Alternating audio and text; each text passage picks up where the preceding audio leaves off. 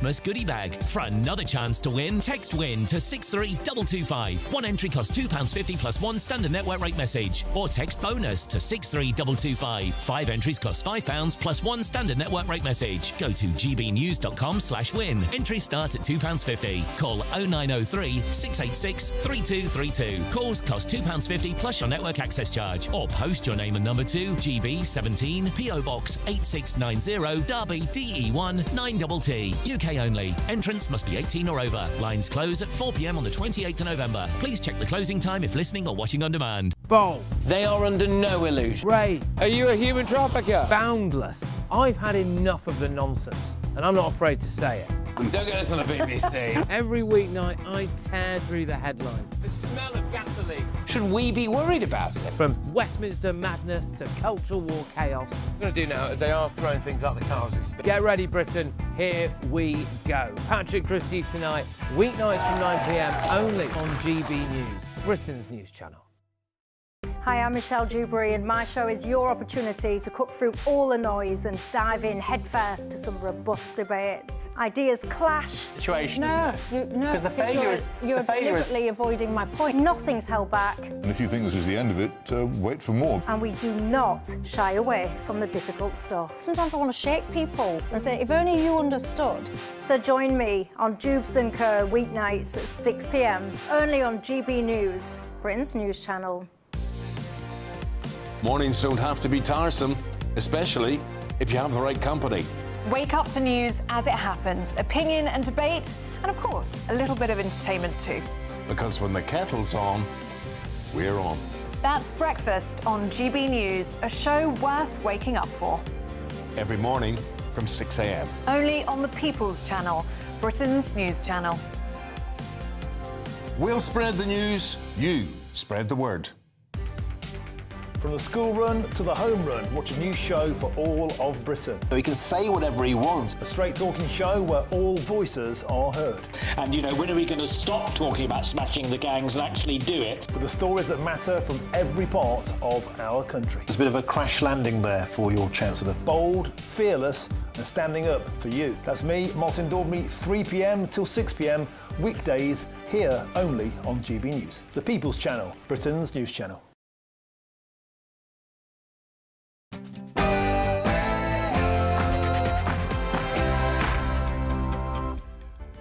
Hello, good evening. It's me, Jacob Rees-Mogg, on State of the Nation tonight.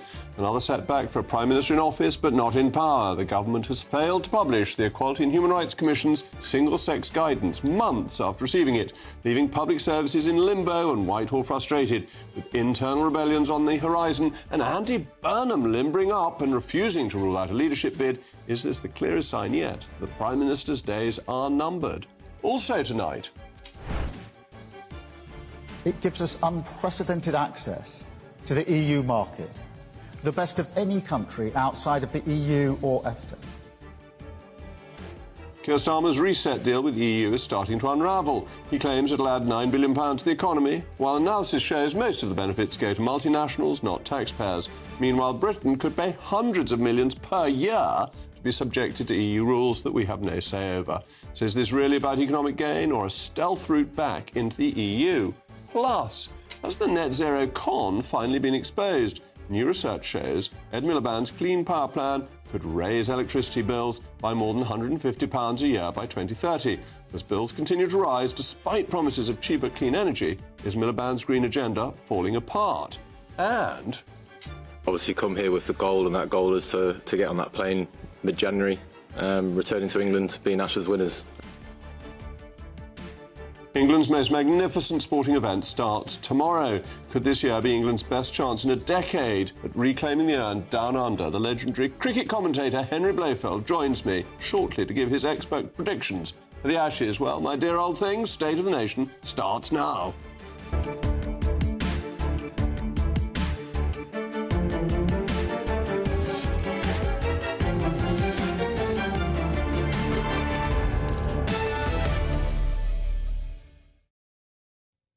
I'll also be joined by my most phlogistically prognosticating panel, the former Conservative Special Advisor, James Price, and the historian and author, Dr. Tessa Dunlap. As always, let me know what you think, mailmog@gbnews.com, but now it's your favourite time of the day, the News Bulletin with Tatiana Sanchez.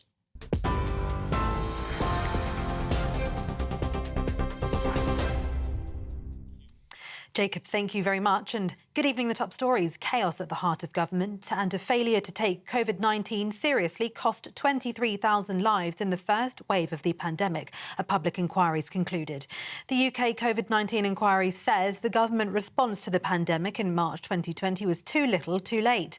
The inquiry also says lockdown could have been avoided altogether if steps such as social distancing and isolating those with the symptoms had been introduced earlier, adding toxic and chaotic culture in the UK government affected decision-making, saying that then Prime Minister Boris Johnson failed to tackle it. The Home Secretary has unveiled one of the most sweeping rewrites of the UK's migration rules in decades, warning that years of rapid arrivals have destabilised communities. Shabana Mahmood says settlement will no longer be automatic, with tougher checks, longer waits and new expectations on English, tax contributions and criminal records. It means almost 2 million people who migrated legally to Britain since 2021 will now need to have been in the UK for 10 years instead of 5 in order to be considered for permanent settlement. But the opposition mocked the announcement, with Shadow Home Secretary Chris Philp joking that Labour had simply borrowed Conservative policy and rebranded it as its own. There is much in this statement I support, not least because so much of it is so familiar. So I am delighted, Madam Deputy Speaker, to see that the Shadow Home Secretary, upon arrival at number 2 Marsham Street, has got out the copy and paste function on her laptop and started copying and pasting conservative policies. Shabana Mahmood hit back, insisting the Tories lost the right to lecture anyone after presiding over record migration and what she called an open border experiment. Given their current track record, they barely have the right to ask questions, let alone propose solutions. Like settlement, it's my view that you have to earn the right to offer solutions, and I would say to him one way of earning that right would be to apologise for what the Tories did first and foremost. Volodymyr Zelensky will speak to Donald Trump after the US presented Ukraine with a draft peace plan to end the war with Russia. The plan was reportedly drafted by US Special Envoy Steve Witkoff and his Russian counterpart Kirill Dmitriev without Ukraine's involvement. In a statement, Zelensky's office said the US believed the draft plan could help reinvigorate diplomacy and added that Ukraine had agreed to work on the plan's provisions in a way that would bring about a just and end to the war. And yellow warnings for snow and ice stretch across much of the country. And there's an amber alert for North Yorkshire, which could see 25 centimetres of snow. Around 100 schools in northern Scotland are closed as snow and ice bring further disruption across the area. The UK Health Security Agency has issued cold health alerts for England until Saturday, saying there could be significant impacts to the elderly and people with health conditions. And those are the latest headlines for now. It's back to Jacob. For all the latest from GB News whilst you're on the go, get the GB News app. Scan the QR code now to download or visit gbnews.com/app.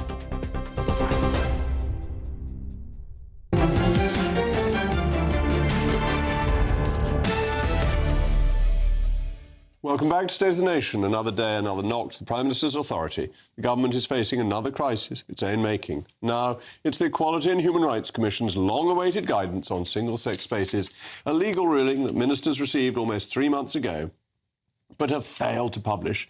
And this is not an isolated incident or a bureaucratic hiccup. It's the latest evidence that the Prime Minister and the government simply cannot govern. Decision-making is stymied by a lack of political authority. They have burnt through their political capital. Public services, councils, NHS trusts and businesses need clarity after the Supreme Court ruled that sex in the Equality Act means biological sex, but the government has done nothing. Inside Whitehall, officials have already begun leaking the guidance out because they believe Labour is deliberately delaying publication to avoid a political backlash from its own backbenches. When civil servants stray, it's a clear sign that the Prime Minister is not in control. The Equalities Minister and also Education Secretary, Bridget Phillipson, says she's taking her time to get it right. Sounds just like Humphrey Appleby's approach, but others insist there is no deadline. The public is told guidance must be implemented in full and at all levels, despite government lawyers arguing otherwise in court. This is a government chasing its own tail, going round in circles, because it cannot decide which form of rebellion it fears the most, from the left or from the right. Ministers, devoid of political capital, are using hesitation and delay tactics in the hope that the issue goes away, and the cost of their indecision is affecting the country. Women's groups, domestic violence services, rape crisis centres and businesses need and want clarity. NHS trusts and local authorities are caught in limbo between the Supreme Court ruling and the government's refusal to decide and issue the guidance. This is not leadership. It's the latest sign of a Prime Minister in office but not in power. A week before the budget, we've seen leaks, reversals and a fictional black hole that changes daily. An attempt to tackle the immigration crisis has been met with immediate internal opposition. Promises made on government spending have been reversed almost immediately. It's a government fighting its own internal divisions, leaving no time for the business of government. The latest failure of the EHRC guidance exposes a governing party that cannot decide. A government that has lost the confidence of the public, its MPs and officials. And today, after rumours of a coup by Wes Streeting emerging from Downing Street last week, Andy Burnham has returned to the front line, refusing to rule out a leadership bid. This leaves policy making in limbo, with the Prime Minister imitating the cat in the adage as he lets "I dare not wait upon I would." As always, let me know what you think. Mailmog at gbnews.com. But I'm joined now by my most logistically prognosticating panel, James Price and Dr. Tessa Dunlop. Tessa, whatever one thinks of the Supreme Court ruling, the government has an obligation to put out its guidance. But it's just lost its way politically. It can't decide anything. I have a great deal of sympathy for Bridget Phillipson regarding this particular one. Probably, whether you like it or not, one of our most successful politicians in the United Kingdom in recent decades was Nicola Sturgeon. And she was 100% felled by this issue. You'll remember the case of Isla Bryson and what the Scottish legislative body were trying to do at the time. And it all fell apart. Bridget Phillipson knows that she's sitting on a minefield because, on the one hand, I understand, as someone who defends, and it's her portfolio to do so, women's rights, she wants to make sure there are safe spaces for women. But at the same time, because she's a sophisticated woman, not a one-note right-wing rabble-rouser, she also knows... Which is a hard left-class warrior, to be fair. She also understands that trans people, intersex individuals, need a safe space. They're some of the most maligned, discriminated against people in this country. But this isn't about safe spaces. This is about ensuring that a Supreme Court ruling is implemented across public services and there are safe spaces for women to have changing rooms that men don't wander into. It's pretty straightforward. So how would you implement this ruling, given there is no specific documentation that confirms or otherwise one sex at birth? Unless you're going to insist I carry my birth certificate around with me, because your passport or your driving licence, which are used day to day for identification, don't. Biological sex is on your birth certificate, and that is a fact. So now you're saying that we've got to carry around our birth certificate to get into a public loo? Of course not. I'm saying that you trust people to tell the truth. I think most people don't go around lying about their biological sex, do they, James? No, well, speaking as what did you put it, a one-note rabble-rousing right-winger, I'm very happy to criticise Bridget Phillipson all day long. In a way, you'd have thought that she would have used this Supreme Court ruling as a get-out-of-jail card on this. But speaking of jail, you mentioned this Isla Bryson case up in Scotland that undid Nicola Sturgeon's career. This was a man who then, after being criticised and arrested and charged with crimes, said they were a woman so they could go into a woman's prison. It's a clear case that someone was a very, very bad character, was trying to go either subvert justice and get around it and all the rest. And it was right that I think Nicola Sturgeon's career ended on it, that the Supreme Court took up all these sorts of cases because lots and lots of women have been in very bad cases. I don't doubt there are a very small number of people for whom there will be biological sort of aberrations from the norm, and we should, wherever that happens anyway, treat those people nicely and carefully. So how do we do that? I know, let's drill into those words nicely and carefully. How do you intend to protect some of our most vulnerable? And by the way, I work with someone, they, them,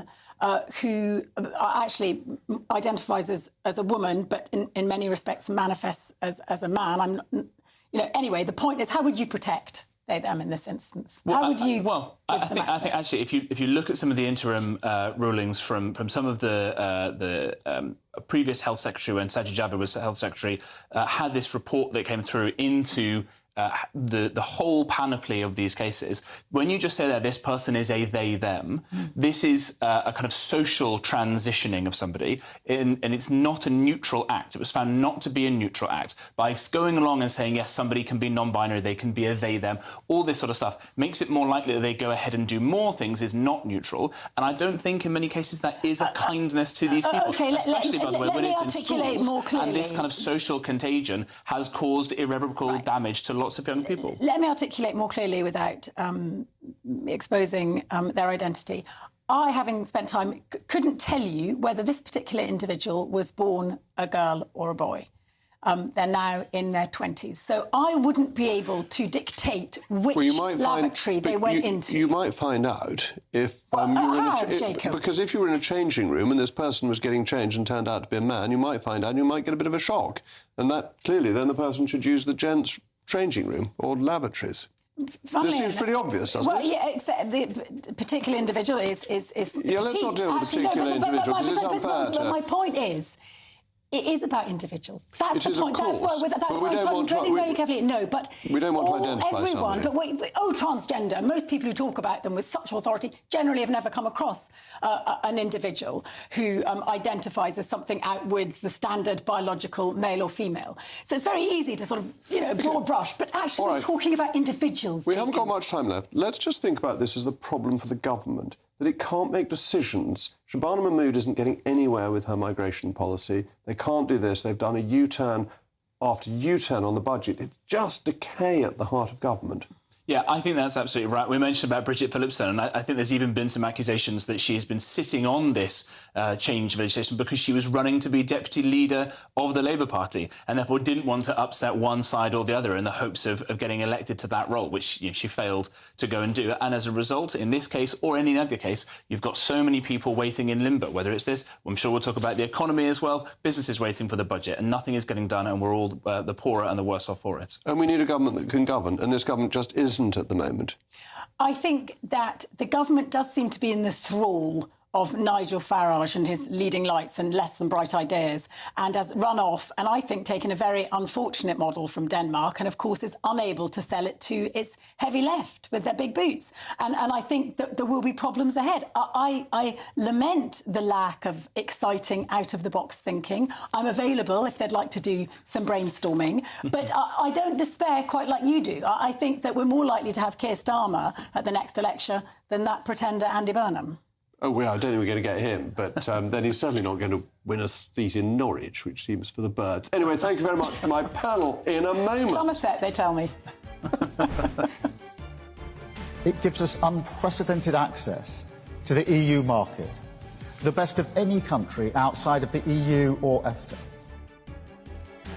So Keir Starmer's reset deal with the EU is starting to unravel. He claims it'll add £9 billion to the economy, and analysis shows most of the benefits going to multinationals, not to taxpayers. So is this really about economic gain or a stealth route back into the EU?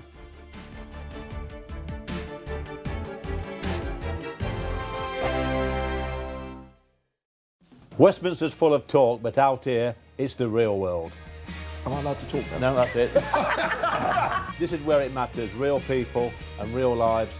That's what politics is all about. The fact that Trump made a good start, no. Straight answers, no spin, and just a couple of pints. How many fingers have I got up? About 10. So join me for Lee Anderson's Real World every Friday at 7 p.m, only on GB News. The People's Channel, Britain's news channel. This is GB News, Britain's news channel. Feet earlier this year as part of the first group to trek the same route as Lawrence of Arabia. A former Special Forces officer, Howard Leedham, followed in Lawrence's footsteps across Saudi Arabia and Jordan in a 25-day journey. And I'm very happy to say he joins us now. Howard, thank you very much for coming to see us. Thank you for having me on. Now, talk us about what you're putting on, having completed that remarkable trek. Well, we did the trek in January and February, and I was odd enough to lead a team of Special Forces Club members to do the entire route that Lawrence did in 1917. 685 miles, 1,100 kilometres, took us 25 days. We started off with 5 riders, 4 riders made it, and And the last 9 days we spent in Jordan. And one of the things that in Saudi, we would basically follow Lawrence's route from water to water and go to the same wells that he had gone, because that's what they had to do, as they worked their way around the Nefed Desert. And then, obviously, when they came in towards Aqaba, because the guns in Aqaba all faced towards the sea, so they had to cross the uncrossable desert to get into the back of Aqaba. And when you come into Jordan, what strikes you is, because of the topography and because of the way that the history is so well recorded in that area, is that you can basically follow almost the precise route that he followed, and basically sleep in the same places that he slept. So you can really feel what they were doing and how they tactically moved down in order to take the port of Aqaba. GB News, the People's Channel. You want to know what's really going on in the corridors of power? Labour don't know what to do with you half the time, and that makes you quite lethal in the chamber. Get behind the headlines with Chopper's Political Podcast. Join me, Christopher Hope, as I sit down with the great and the good of British politics. We'll see where this ruling takes us. These are the stories shaping our nation. Chopper's Political Podcast, available now on all platforms. Listen in and stay ahead.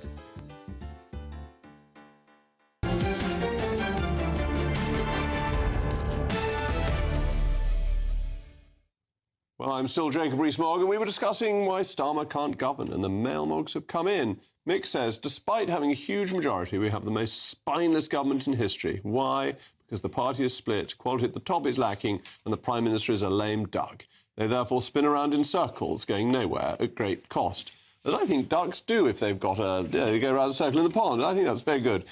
Dean says the Prime Minister is indecisive because he is steered continually by his own human rights inclinations, which are suddenly walled in by a Supreme Court decision. He is sitting on the wall like Humpty Dumpty and is being careful not to fall. I like the fact he's a lame duck like Humpty Dumpty. It's perfect. The Prime Minister's so-called reset deal with the European Union is unravelling. The Prime Minister told us it would add £9 billion to the economy, but not until 2040. However, even then, the benefits are expected to go mainly to multinationals, not to you, the taxpayer. Meanwhile, the UK could end up paying hundreds of £1 million a year to follow EU food, farming and environmental regulations we have no influence over. Is the Prime Minister's reset deal motivated by economic benefit, or is it a ruse reversing Brexit and taking us back into the EU by stealth? Well, I'm very pleased to be joined now by the economist Catherine McBride and, of course, my panel, James Price and Tessa Donlop. Catherine, you've written about this on Substack and have deconstructed the £9 billion figure. How does that work? Isn't it wonderful we're going to save £9 billion? Well, we're going to apparently get 9 billion, but every media who's repeated that number has left out the by 2040. And that's the key, because if you're getting 9 million over 15 years, even if you just discount it, the net present value is about 6 billion. But if you look at it on an annual payment of 600 million, it's about the same as we would be asked to pay. In fact, it's slightly less than we'd be asked to pay if we get the same deal that Norway has. Because Norway and Switzerland, the EFTA countries, have to pay to access the EU market. And that is basically what I think the reset is making us an EFTA country without actually saying that. But the real disadvantage is we then have to follow EU rules. So we're going to have to give up gene editing, which is a benefit for farmers. Northern Ireland, they've already had to accept the banning of tumble dryers. Yes. This goes on. We're going to lose oatcakes, apparently, as well, because of accepting EU rules, and it's going to restrict our ability to import from the rest of the world. So we don't get the benefit of cheaper food from Australia and so on. Yes, all of those trade deals that we've signed will suddenly become null and void, even the ones that we've only just signed, because we'll have to obey EU rules, and it'll be incredibly easy for them to block any goods that is competing with their goods, quite frankly. And if you look at the list, it is the case with everything in the EU. The money will come from taxpayers, but the benefits will go to a selected few. And if you look at the large multinationals that are our food importers and exporters, they are all companies that could well, make up this money themselves. And they're not just UK companies. Some of them, Cargill and Bunge and JBS, they are all listed on our biggest exporters. You know, these are the biggest food companies in the world. And it's the same with the defence contract. The defence contract, which they're asking us to pay £5.5 billion into, plus an annual fee of whatever it is, 130 million. Yes. In the hope of getting a few orders, which we might well get anyway if our defence equipment's any good. Yes, but we, as in the UK, isn't getting the orders. Individual companies are getting the orders. And those individual companies are also large multinationals, very effective companies. But if they do get an order from this EU boondoggle, the goods, 65% of the value has to be made in the EU. So we can't, even though we're not really shareholders of these companies because of our ESG laws, which prevent our own funds investing in them, because it's against ESG to have defence equipment. But also our employees won't benefit because 65% has to happen in the EU. So it's extraordinary. Out of £100 million, we can only get 35 million actually spent in the UK, and we're going to spend billions to get this. Yes. So it's completely crazy. And we may not get anything. That's the thing. They may not award us anything. Yes, they may not like our equipment. They may not want to buy any of our equipment. There's no guarantee that if you give them the $6 billion, that anyone in Europe will want to buy any UK equipment. And tell me about the carbon border adjustment mechanism, which seems to me to be one of the biggest scams going, that will protect European producers who wish to sell to the UK, but won't protect British producers because we don't produce the goods that are covered by it. Well, exactly. We had a different system where we have very high industrial electricity, and then we had a lower carbon tax. Our ETS is about 40% less than the EU's one. In the EU, most of their industry, most of the countries are all different, but generally, Germany, France, they have cheaper industrial electricity, but they had much higher carbon taxes. We're going to lumber our industry with both. So they'll still have the high electricity costs of the UK, and they'll get to pay the EU's high carbon price. And then the CBAM that the EU is lumbering on us only protects 6 goods, which are not really important to the UK.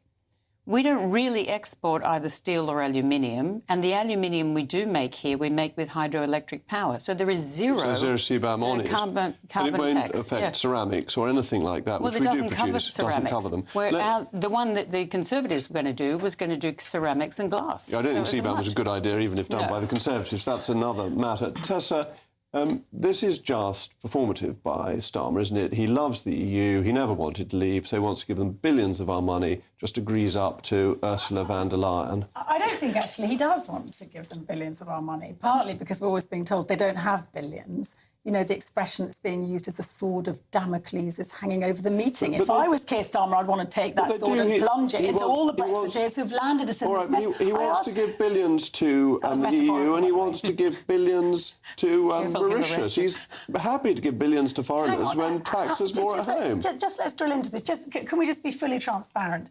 Are you ideologically, Catherine, a Brexiteer? Yes, of course. Right. No, not necessarily, of course. But that doesn't undermine anything. It's always good. Tessa, are you or ever have you been a communist? I mean, this is straight McCarthyism. I think it's... I'm going to bring James. No, I haven't been able to make my point. Well, I was just establishing the basic facts. James. Well, I mean, ideologically, Brexit, I don't know what that means. When the kind of campaign really got going, I was neither here nor there on any of it. And as the campaign went on, I started to learn more. We're talking 10 years ago now, whatever it was. Started to learn more about the European Union itself and the lack of democracy and all these stupid rules. I'd actually quite like a world in which all European countries could trade freely with each other. There great, weren't... hang on, No, without having all of these mad rules, right? All of these things that we didn't have, we were able to influence and the rest of it. And this is the problem. Imagine a world where we could trade freely without having all of the stupid mad bureaucracy. The key word, James, is freely. Right. It was never there was lots of freedom. It was never free. Hold on. Having stopped Tessa, it is now 3 of us against 1. Right. So, Tessa, the floor is yours. Balance, how wonderful. Smidgen, a quarter balance. Just to clarify, we are, on our list of topics, also going to talk about China and this great fear that's coming from China and the threat of spying, etc. Do you know what happened in 2018?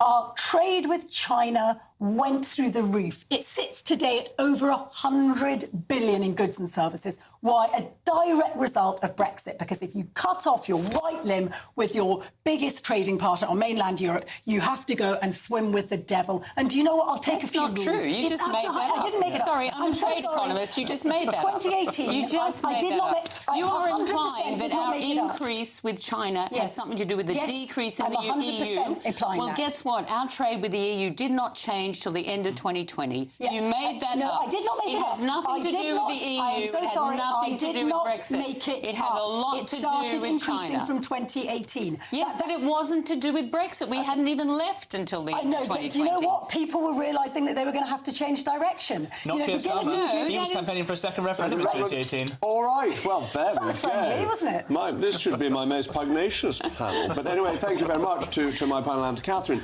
In a moment, has the net zero con finally been exposed? New research shows Ed Miliband's clean power plan could raise electricity prices by more than £150 a year by 2030. Is Mr Miliband's green agenda falling apart? And, following on from what Tessa's been saying, is it time we took the threat to Britain from China more seriously?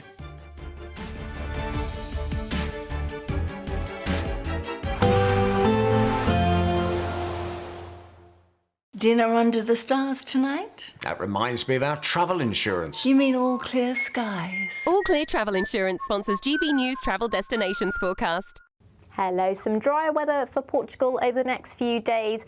Rain will affect parts of the Canaries, in particular Tenerife through Friday. Highs of 19 degrees with overcast skies. Lisbon looking nice and dry, just 10 degrees though, so still fairly chilly. Now the remnants of Storm Claudia moving into the Mediterranean, bringing some persistent wet weather through Friday and into the weekend as well. But if we look to Tenerife, it is looking much drier and brighter by Monday. Bye-bye. All Clear Travel Insurance sponsors GB News travel destinations forecast.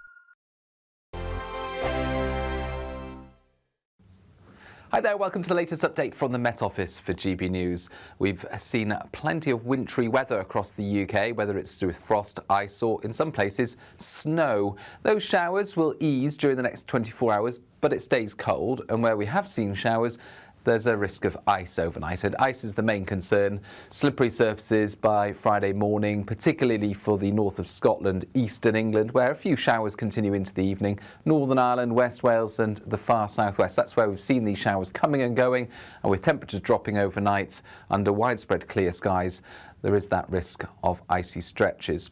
-2 to -6 Celsius for many, below -10 Celsius for higher parts of Scotland, particularly where we've got some snow cover, but the snow showers will have mostly gone by morning. Many parts of Scotland seeing clear blue skies. Despite the chill, winds will be light, and with the sun coming through, a beautiful, albeit crisp, late autumn morning. Northern Ireland, similar.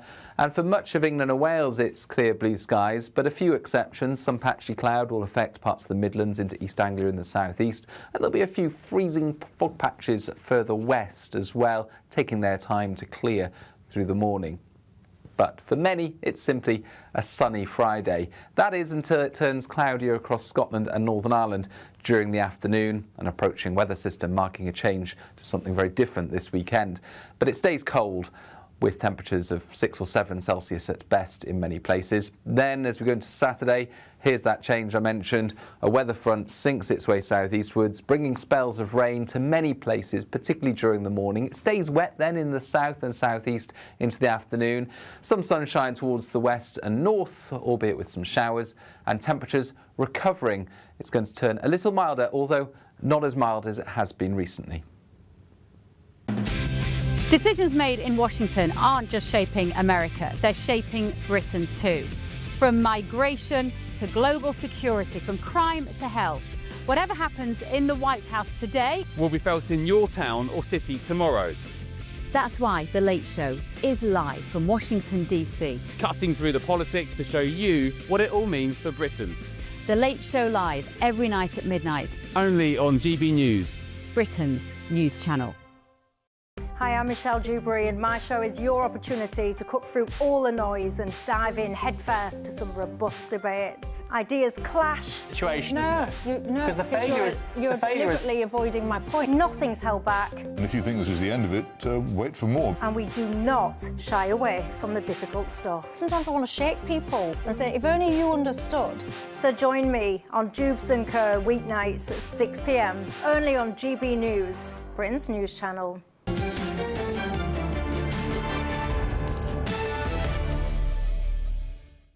Is the net zero con finally exposed? New research shows Ed Miliband's clean power plan could see electricity bills rise by over £150 a year by 2030, despite using cheaper energy.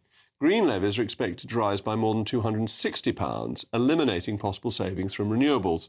Families could be paying for this for decades. £18 a year for sizable C, which won't generate power until the 2040s, and £91 a year to switch off surplus wind and solar because the grid doesn't have the capacity. As bills keep rising, despite promises of cheap, clean power, is Ed Miliband's dogmatic green agenda falling apart?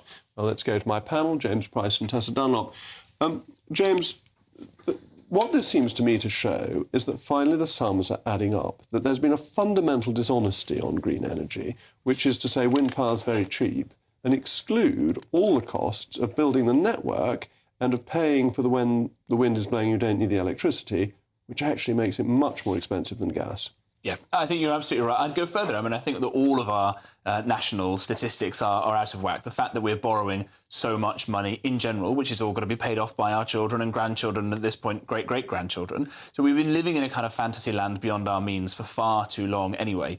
And specifically, as you say, on energy, I think you're absolutely right, where it should be simple market forces, that if you have lots of cheap and clean, if you want it, if we can get it, energy, then that's great for businesses, and obviously households all need it a lot. So the demand is there. We know how to generate this stuff, and increasingly we've got clean ways of doing it. There's a startup company in America, a startup that split the atom at the start of this week. Incredible scientific advancements that could be made. Of course, we don't invest anything in nuclear energy because 15 years ago, Nick Clegg told us it wouldn't be online until 2021. And instead, we stymie ourselves with all of these green levies that make us poorer, make us much poorer, by the way, than the French. The French do nuclear and they're way ahead of us, and their bills are way lower. And if we can't get to grips with this, we will be totally lost in the rest of the 21st century. It's pretty bad, isn't it, Tessa, if we're poorer than the French? But it also means, to James's point, that we won't be able to do all the AI because we won't have the energy for it, that the new technologies are extremely energy intensive. Yeah, it's lucky. I think the renewables now account for more than 50% of the domestic energy bill. That's not true, actually. Our ability to store increases year on year, as James talked of, the technology improving. I'm glad we've brought this up. It feels like we often talk about energy, but in the wake of that appalling interview, GB News platforming Donald Trump and not sufficiently interrogating him, when he sat there saying, oh, you know, not only have you got oil and gas in the North Sea, but it's good. Let me just give you the figures, because you've said how much energy Can I go back to Trump in a minute? You can. And the nonsense he talked. Absolute nonsense. From Gridwatch, at the moment, 55% is gas, 9% is nuclear, 8% biomass, 29% wind, and obviously zero solar. So 55% is gas compared to 29% And the reason wind. why we have such high energy prices, and let me say this very slowly, like you're still at school, the reason is because the price is pegged to the international price of gas, and therefore we fall foul. We are victims of what happens on the global market. No. The price is set on the marginal cost of gas production, which is very high because we run our gas plant very inefficiently because it's on standby to be switched on when there's no wind and no sun. And therefore, you are using plants as inefficiently as you possibly could. If we ran our gas plants 24 hours a day, 7 days a week, 365 days a year, our electricity prices would be massively cheaper. But we import most of our gas, just to be clear. Well, no, and let's don't. now go back to this idea of the North Sea and that we're not plundering it sufficiently. We get a lot of our gas from the North Sea. Next lot comes from Norway, with whom we have very long-standing deals. If we fracked and we maximised our use of the North Sea, we would be close to... Do you really think that the great British public are going to let you frack in their back garden when they wouldn't even let you build an HS2 line through part of the north of England? Oh, yes, of course they would. No, they would. But just come on, I really want to just talk about what's in the North Sea, because Trump said it was some of the finest oil and gas in the world. Absolute bunkum. Actually, and also, even if you did extract the oil, by the way, it's going to be increasingly phased out, it will be sold on the international market. He talks nonsense. The more supply you have, the more prices come down. Anyway, let's move on to China, because the threat to Britain from China is escalating, as MI5 issues a warning to every MP, peer and parliamentary staffer, alerting them that Chinese intelligence officers are using LinkedIn to recruit British political insiders. False profiles, AI-generated faces and offers of think tank work or consultancy roles are being used to lure researchers, advisors and former SPADs into sharing sensitive details. Is it time we stood up to China? Well, James, somebody on LinkedIn tried to get hold of you. Yeah, absolutely right. I have to try and not answer any of these in my obviously fluent Mandarin. No, last year I got a message through from one of these people that had a real name, had a real face. I think it was one of 7,500 people or something that I've got on LinkedIn. Some sloppy message written in poor English, and I wanted to test to see if this is a real thing. I said, what is, and then whatever the acronym was, and got a load of nonsense, actually about battery factories in Shenzhen. Oh, were you the person quoted in the Telegraph That's today? right, yeah. Oh. And I then obviously just ignored it, because at best it was some AI slop, at worst it was something malicious. And I hope that the reason that the MI5 have come out and said about these accounts in particular is to warn people. I hope it's not that someone has fallen for this and given away sensitive information. But my real concern is, should I be relaxed because China's efforts in this department are so rubbish, because it looks so patently like slop or nonsense or whatever, or the fact they've got the resources even to target washed-up has-beens like me, and the fact that they've got that much resource to go after the British state, and we've got absolutely no broad national awareness of what a threat the Chinese Communist Party faces? I think we've been made aware this week that they are trawling the net far and wide. But it's interesting how I think even for the average layperson, and I include myself as one of those, and out with the idea of a Chinese threat, we are constantly threatened by AI. At the moment on Instagram, I'm always being asked, oh, will you advertise? You know, we'd like to advertise with you. And I get very excited. £500? No way. And I check, and I look at her and I think she's just a bit too pretty. And then I check, you know, the metrics don't stack up. Oh, it's AI. You know, and actually that capacity to eliminate human interaction from equations means that countries like China, because they've got a vast infrastructure, can actually flood us. But also just on a micro level, individuals can be scammed. And increasingly now, because of the way in which we operate, we iron out instinct, we iron out human contact. And if you don't use instinct in human contact, then you lose your judgment, your ability to work out if you're being scammed or not. It is very interesting that they have the depths of resources to go through so many people. Was your contact a real person or AI, did you think, in the end?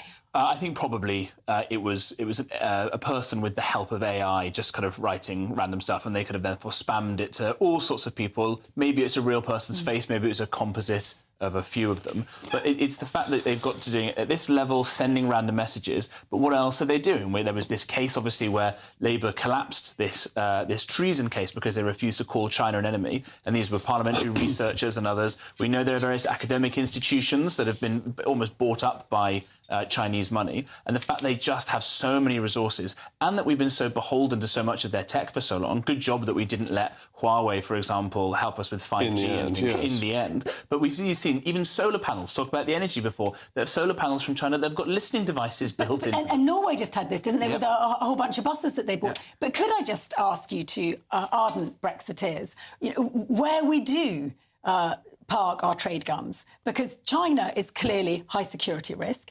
America's gone down the trade barrier route. You're saying the EU's going to place tariffs and rules on us. So who does Britain trade with? We buy high-tech stuff from America or from Taiwan. Taiwan is perfectly safe, and a friend of ours in South Korea, very high-tech from South Korea. Actually, the EU is an also-ran in this area anyway. So you would therefore double down and focus away from China. You think the British economy can afford to do that, do you? Because it depends what you're trying to get. It depends what you're trying to get. That if you're trying to get toys for your children, get them made in China. I'm quite happy with that. But anything that has sensitive information in it, I think you've got to move away from China. Yeah. And if you talk to someone like Charles Parton at RUSI, who's done the numbers on this, and actually our trade with China is not very great at all. So over £100 billion we can make better worth a efforts year. to sell whiskey and things like that. But I just think that in the long run, and by the way, lots of companies are realising this, and they've definitely realised this after COVID, that they're all moving their production away from China. They're what they call friend-shoring, moving this stuff away and helping develop actually other nations for this. We've seen what happens when that doesn't go on. Look at something like Apple, who made huge amounts of money helping out, and now they're completely in hock to the Chinese in some ways. You saw this, I think, with high-speed rail. People like Siemens, they thought, oh, we're going to make loads of money out of the Chinese, we'll build them. The Chinese bought some of these trains, worked out how it all worked, said, right, thanks very much, we've just stolen all of your kit. They're bad faith actors, and I don't think we can plan for the future with them. Well, we're very fortunate in that the Communist Chinese government spokesman has given a response to us. These claims by the UK side are pure fabrication and malicious slander. We strongly condemn such despicable moves of the UK side and have lodged stern representations with them. We urge the UK side to immediately split infinitives. No, to immediately stop the self-staged charade of false accusations and self-aggrandisement and stop going further down the wrong path of undermining China-UK relations. Let's be absolutely clear, Mr. Chinese spokesman. Definitely AI generated. We are not going to take any lectures from foreign governments telling us about freedom of speech and exposing criminal activities going on. You can't bully the United Kingdom, ultimately. We will stand up to you, even if this government's a bit wet. Anyway, thank you to my panel. In a moment. We've obviously come here with the goal, and that goal is to get on that plane mid-January, returning to England, being Ashes winners. England's most magnificent sporting event starts tomorrow. Could this be England's best chance in a decade at reclaiming the urn down under? Legendary cricket commentator Henry Blofeld joins me shortly to give his expert predictions for the Ashes.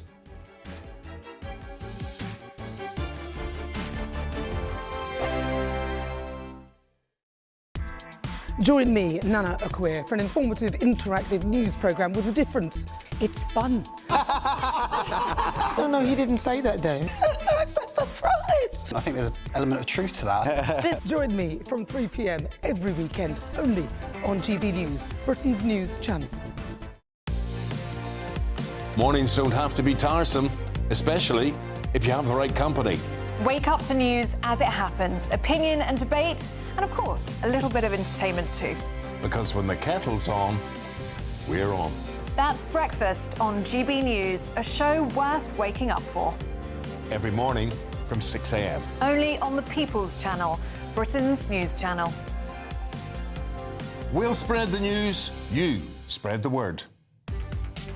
From the school run to the home run, watch a new show for all of Britain. He can say whatever he wants. A straight-talking show where all voices are heard.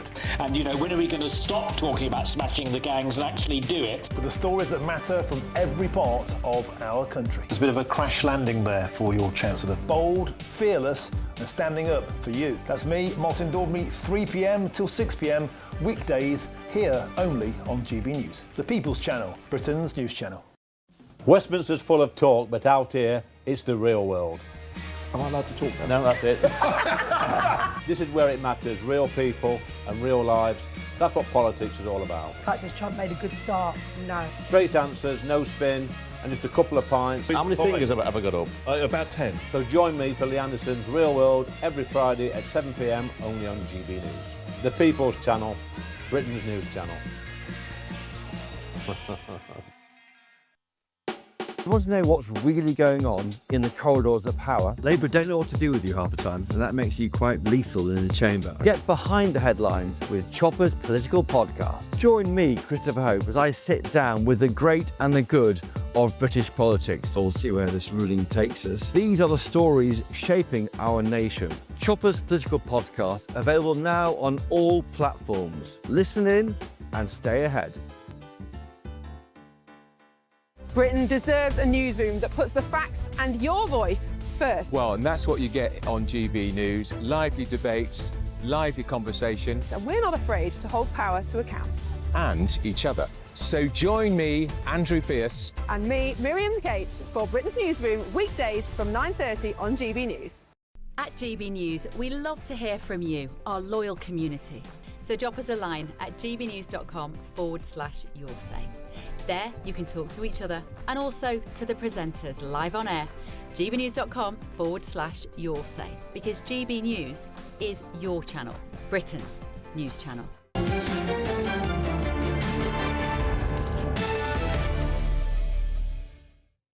There are only a few hours to go until one of sport's greatest rivalries continues. England's cricketers, led by the inimitable Ben Stokes, will play Australia in the first Ashes Test in Perth in the early hours of tomorrow morning. England has failed to win the last 4 Ashes series and has not won a Test match in Australia since 2011. But Australia is without a captain. The Australian team's age demographic is so high they've been nicknamed Dad's Army. But England will give it their best shot, with Stokes leading one of our fastest bowling attacks of all time. What can we expect from this year's Ashes? Well, there's nobody better to ask than everyone's favourite cricket commentator, the one and only Henry Blofeld. Henry, thank you very much for joining me. You're not out in Australia yourself? No, unfortunately, I'm too old. Actually, my eyesight doesn't really enable me to watch very much when I go to a ground, but I am actually going out for the 5th Test match in Sydney, which I'm looking forward to enormously, and I think we're going to see an England victory. So when you are out for the 5th Test, do you think that will be the decider of a 2-all Test series, or do you think we're really going to power through in the early stages? Well, I think so much depends on what's going to happen in Perth. We've had a great piece of luck, Jacob, a tremendous piece of luck, and luck doesn't often happen in Australia, where on the cricket field life can be very unforgiving. But 2 of their great fast bowlers, Cummins and Hazlewood, are both unfit, not only for this match, but maybe also for Brisbane. And it's terribly important that England capitalise, take advantage of this. A great deal is going to depend on the batting, particularly, I think, the openers. If Crawley and Duckett can score the sort of runs they've been scoring in recent years at great speed and really take a grip on the game early on, then I think we're going to score enough runs to beat them. And I feel that when we get to Sydney, it could be really rather a luxury for Englishmen, because it could be a dead Test match, if you see what I mean, with the Ashes already won. Already won, and we've got an extraordinary bowling lineup. Can you remember a faster bowling lineup being sent out to Australia? No, I can't, but there is one big if in all this, and that is injury. I mean, Wood hasn't played a competitive first-class match since 2024, and we had a scare with him even the other day in the little warm-up game they had. Archer, too, is injury-prone. It's going to be a miracle almost if both of them get through the first test, let alone 4 more. But I think they can do it. We saw what happened when Wood came into the side for Headingley in 2023. England were 2 matches down, remember, and suddenly the Australian batsmen knew they were facing something pretty quick, and they didn't like it. If this can be reproduced in Perth on the new Optus Stadium, where the pitch is the quickest in Australia, and I think from looking at it today, it's got a little bit of grass on it, which makes me hope that England field first. And I'm sure Stokes, knowing what he's like, if he does win the toss, I'm sure he will want to field first. And I believe if they field first and get Australia out, and then we get Crawley and Duckett giving us a good start, well, Brooke, Root and the others to come, I think we're going to win this Test match. And if we win this Test match, we're going to be a very much harder side to beat. And the new ground in Perth, I think, can seat 60,000 people. What effect will this have on the English players? I know the Barmy Army will be out there and will be cheering them and trumpeting them along, but there'll be a lot of Australians cheering the other way. Does that have an effect on players, or are they quite sort of tough-minded about it? Well, you see, only 5 of this England squad have been to Australia before and played Test cricket. No, it is very, very demanding, a Test series in Australia, but the ground itself is really a sort of mini Melbourne. Melbourne's a huge stadium with 100,000, built originally in its present form for the 1956 Olympic Games, if you remember. But, I mean, Brisbane's a massive stadium, so too is... Melbourne and Sydney, I'm trying to say. So I don't think the size of the ground is a worry, but the Australian crowd will be aggressive. They always are aggressive. But there are going to be an enormous number of English supporters, and the Barmy Army, bless the Barmy Army, they will make themselves not only felt but heard in spades.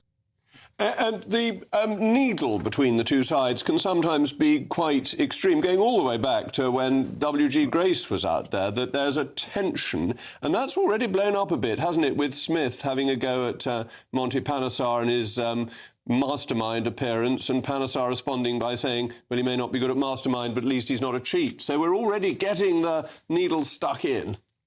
Well, yes, I do hope, actually. We've got three really major test sides, India, England and Australia. England and India, and now Australia, India, have both been fairly bad-tempered in recent years, or just very lately. And I do hope this one, it's going to be tough, it's going to be bad-tempered, it's bound to be, but I do hope it doesn't become open warfare, because cricket is really not a game that needs open warfare, particularly at the moment, when Test cricket is under pressure from the tremendous amount of T20 franchise games. And I just hope we get a reasonably good-tempered series, and I hope we get a good one. And of course, the Australians are extremely excited, because this looks like being the first even series there's been in Australia since England won in 2010 and 11. And you may say then that wasn't very even either. And indeed, Smith himself is one of the great players, so we can say nice things about Smith just to end the interview with as a formidable cricketer. Oh, yes, he's a wonderful player. He's 36 now, and the difference between him and, for instance, I know Wood is 36 too. Wood has not played. Wood has got a great deal to prove. Smith has got nothing to prove. When you've been around for as long as he has, does your cutting edge get a little bit blunter? Yes. Because you've done it all before. Henry, thank you so much, and enjoy your visit when you go for the 5th Test. Now, we've got some wonderful news to end on, some happy news. A friend of the programme, firebrand socialist Stephen Pound, has announced he has become a grandfather to a baby boy weighing 9 pounds 13 ounces. We have no official announcement on a name. However, GB News has learned that Keir is off the cards, although apparently Jacob is in the running. Possibly Henry after the great Henry Blofeld, or Ben after Stokes. Anyway, that's all from me. Up next, it's the one and only Patrick Christie's. Patrick, are you going to be talking about the Test match on your programme this evening? Well, we are actually. In fact, we are hoping that a bit later on we might have Monty Panesar on so we can clap back to Steve Smith live on air. I've got loads coming your way, of course. Huge crackdown on migrants getting benefits and not before time. All of that and much more.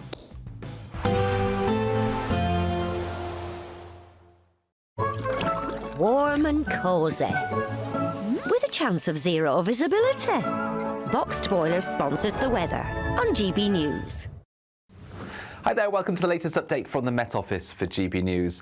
We've seen plenty of wintry weather across the UK, whether it's to do with frost, ice or, in some places, snow. Those showers will ease during the next 24 hours, but it stays cold, and where we have seen showers, there's a risk of ice overnight, and ice is the main concern. Slippery surfaces by Friday morning, particularly for the north of Scotland, eastern England, where a few showers continue into the evening, Northern Ireland, West Wales and the far southwest. That's where we've seen these showers coming and going, and with temperatures dropping overnight under widespread clear skies, there is that risk of icy stretches. -2 to -6 Celsius for many, below -10 Celsius for higher parts of Scotland, particularly where we've got some snow cover, but the snow showers will have mostly gone by morning. Many parts of Scotland seeing clear blue skies. Despite the chill, winds will be light, and with the sun coming through, a beautiful, albeit crisp, late autumn morning. Northern Ireland, similar. And for much of England and Wales, it's clear blue skies, but a few exceptions. Some patchy cloud will affect parts of the Midlands into East Anglia in the southeast, and there'll be a few freezing fog patches further west as well, taking their time to clear through the morning. But for many, it's simply a sunny Friday. That is until it turns cloudier across Scotland and Northern Ireland during the afternoon, an approaching weather system marking a change to something very different this weekend. But it stays cold, with temperatures of 6 or 7 Celsius at best in many places. Then, as we go into Saturday, here's that change I mentioned. A weather front sinks its way southeastwards, bringing spells of rain to many places, particularly during the morning. It stays wet then in the south and southeast into the afternoon. Some sunshine towards the west and north, albeit with some showers, and temperatures recovering. It's going to turn a little milder, although not as mild as it has been recently. Warm and cosy, with a chance of zero visibility. Boxed Boiler sponsors the weather on GB News.